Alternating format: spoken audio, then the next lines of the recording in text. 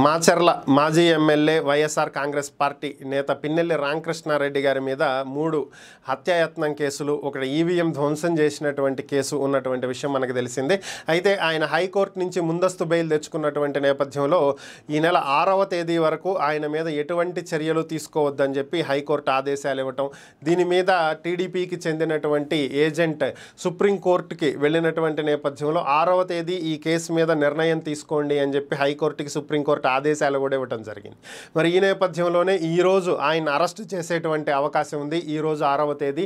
అయితే ప్రస్తుతం ఆయన నరసరావుపేట ఎంపీ అభ్యర్థిగా పోటీ చేసినటువంటి అనిల్ కుమార్ యాదవ్ ఇంటి దగ్గర ఉన్నట్లుగా సమాచారం. అయితే ఏ క్షణమైనా ఆయన పారిపోయేటువంటి అవకాశం ఉంది అని భావించినటువంటి పోలీస్ యంత్రాంగం ఇంటి చుట్టూ భారీ స్థాయిలో పోలీసులను మఫ్టీలో మోహరించినట్లుగా తెలుస్తుంది.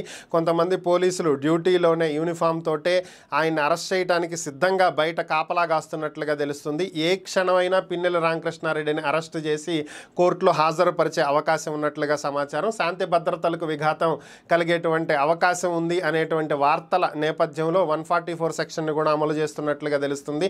పోలీసులు పూర్తి స్థాయిలో అప్రమత్తంగా ఉంటున్నారు అనేది ప్రస్తుతం మనకున్నటువంటి సమాచారం.